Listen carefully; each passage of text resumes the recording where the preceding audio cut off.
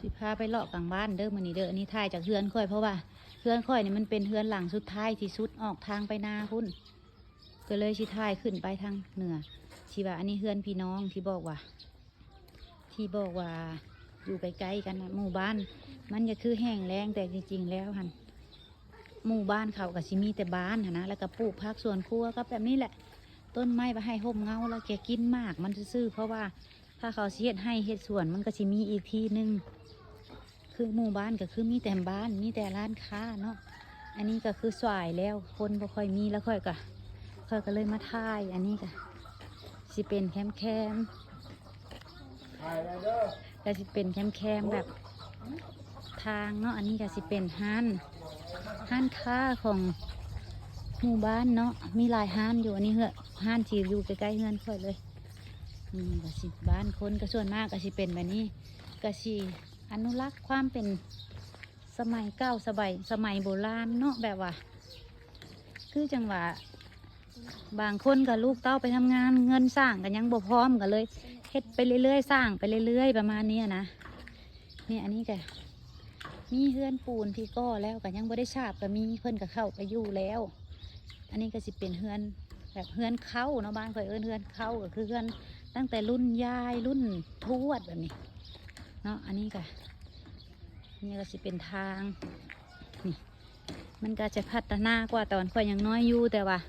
ถ้ากันสิเทียบกับเมืองไทยแล้วก็คือยังล่าหลังเพิ่นอยู่30-40 ปีอะนะ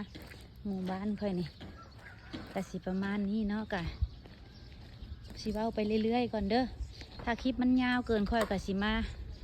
เร่งความไวให้พวกเจ้าเบิ้งนะเพราะว่าย่ามันยาวโพดเนาะนี่ก็สิเป็นแบบนี้อันนี้ทางขึ้นไปวัดกับไปโรงเรียนเนาะถ้าค่อยต้องย่างขึ้นไปสูดพุ่นคลิปก็น่าสิยาวโพดนะ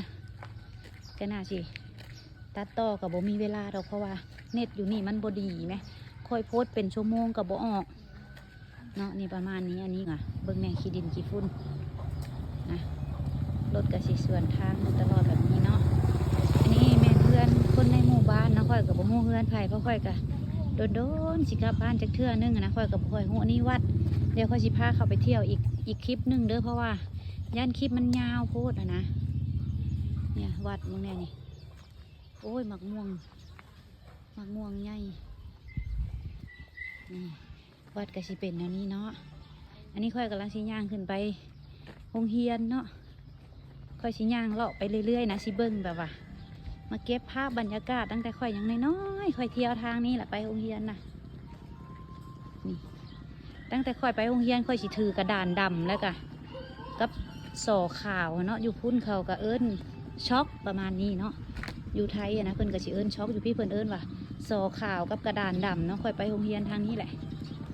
แล้วมันก็จะมีหมากกระดานงานะเก็บไปไว้ลบกระดานเวลาเขาเขียนมื้อนี้เขาเขียนหยังมื้อหน้าเขาเขียนอันอื่นเขาก็ลบกระดานดำแล้วก็เขียนโต้แบบนี้นะสมัยค่อยยังน้อยเป็นแนวนี้เนาะเนี่ยใกล้สิฮอดแล้ว